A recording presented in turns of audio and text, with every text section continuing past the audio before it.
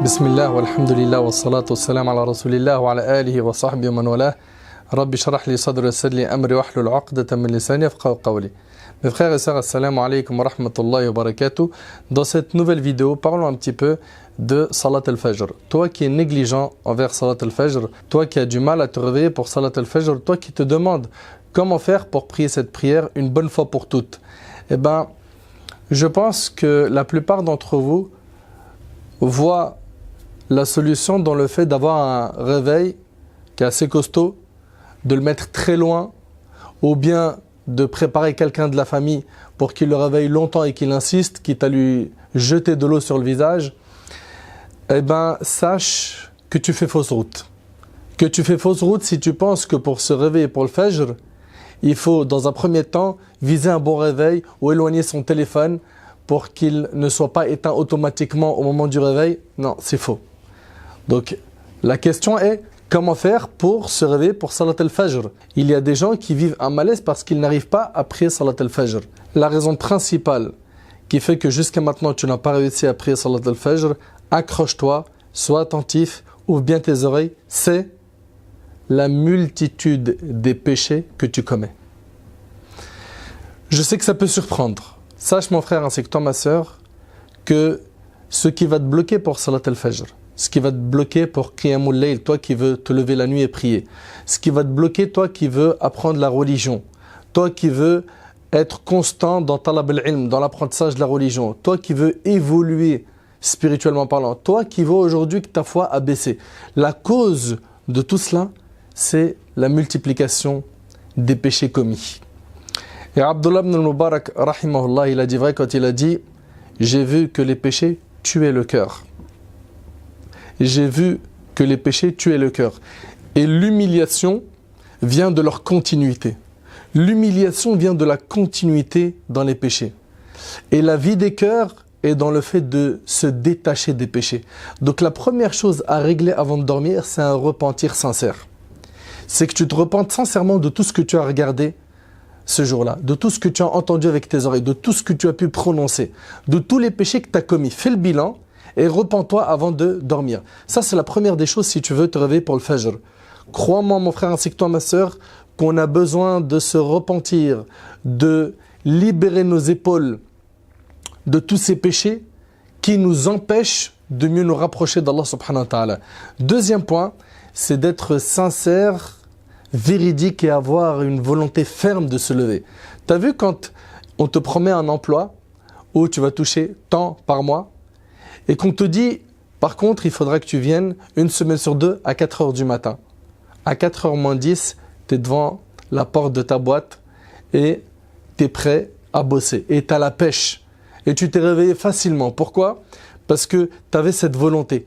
Tu avais cette fermeté dans le cœur qui t'a poussé à te lever tôt. Il y a des gens, ce n'est pas une semaine sur deux qui se réveillent à 4 heures du matin. C'est toutes les semaines. Et ils n'ont aucun problème avec cela. Pourquoi? Parce qu'ils ont la volonté. Toi aussi, place cette volonté sincère. Le prophète, sallallahu alayhi wa sallam, quand il a parlé de sunnatul fajr, la sunna qu'on fait avant la prière du fajr, il a dit rak'atay al-fajr khayr min ad-dunya wa ma fiha. Il a dit les 2 rak'at compris avant la prière obligatoire, donc la sunna, elle valent mieux que ce bas monde et ce qu'il contient. Ça, c'est concernant la sunna. Concernant la prière obligatoire, elle a énormément de mérite. Énormément de mérite et il y a également beaucoup de menaces pour celui qui délaisse la prière du Fajr. Notamment le hadith que vous connaissez tous et toutes, où le prophète sallallahu alayhi wa sallam a dit que la prière la plus lourde pour les hypocrites, c'est la prière du Fajr et du Isha. Veux-tu être désigné parmi ceux qui sont hypocrites, mon frère ainsi que toi, ma sœur? Jusqu'à quand vas-tu délaisser Salat al-Fajr? Jusqu'à quand? Et à un moment donné, il faut se dire, allez, à partir d'aujourd'hui, je lâche plus cette salat. Donc 1, délaisse les péchés. 2, une volonté ferme. Sois sincère. Sois sincère dans le fait que tu veux prier le Fajr. Tu ne veux pas prier le Fajr pour que les gens ils disent « Ah, bah, alhamdoulilah, il est rentré dans le rang. » Non, tu veux prier le Fajr parce que tu recherches la satisfaction d'Allah subhanahu wa ta'ala. Tu veux prier le Fajr parce que ton plus grand but, c'est d'obtenir le paradis de ton Seigneur. Mais malheureusement, je le dis, je le répète, il y a des gens qui ont des mauvaises intentions. Il faut les changer très rapidement. Après avoir entendu les solutions spirituelles, je t'invite maintenant à écouter les solutions de dunya. Effectivement, ils te font un réveil. Et ce réveil-là, il faudra le placer loin. Il ne faudra pas le mettre à côté de toi. Pourquoi? Parce qu'on a un réflexe, c'est de l'éteindre ou de relancer le réveil toutes les 10 minutes et on sait qu'on ne va pas se lever, qu'on va juste retarder cette salat jusqu'à la faire sortir de son temps. Et faire sortir une prière de son temps, c'est un grand péché. Ce n'est pas un jeu, mes frères et sœurs. Wallahi al-azim, il faut faire très attention à ce point. Donc, le réveil. Également, dormir tôt. Il dort super tard et il se demande pourquoi il n'arrive pas à se réveiller pour le fajr. Bien évidemment, le croyant qui fait très attention à son compte de bonnes et de mauvaises actions et qui se repent régulièrement, même s'il dort très tard, il va bi'idhnillah se réveiller pour le fajr. Tandis que celui qui dort à 22h, mais qui fait plein de péchés et qui ne se repent pas, celui-là, il va avoir beaucoup de mal à se réveiller pour le fajr. Également, aide-toi des gens qui t'entourent, les membres de ta famille, de tes amis.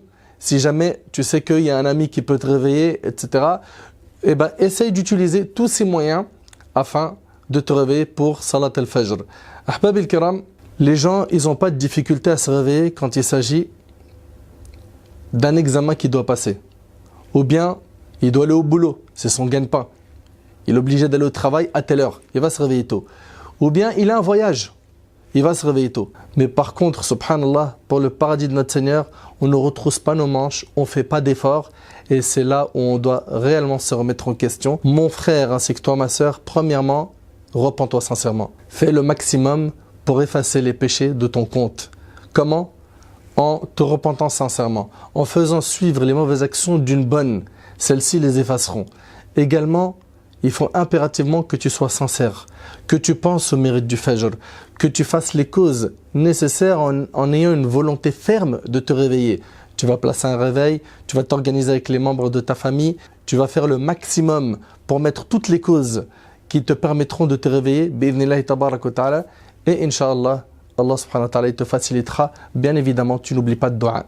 Toujours demander à Allah subhanahu wa ta'ala de te faciliter, comme le prophète sallallahu alayhi wa sallam a conseillé à Mu'adh de dire après la prière, Allahumma a'inni ala dhikrika wa shukrika wa husni ibadatik. Oh Allah, aide-moi à quoi?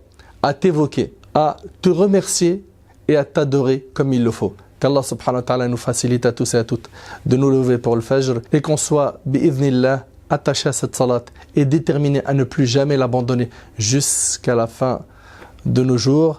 هذا والله أعلم سبحانك اللهم بحمدك أشهد أن لا إله إلا أنت أستغفرك وأتوب إليك جزاكم الله خير والسلام عليكم ورحمة الله وبركاته.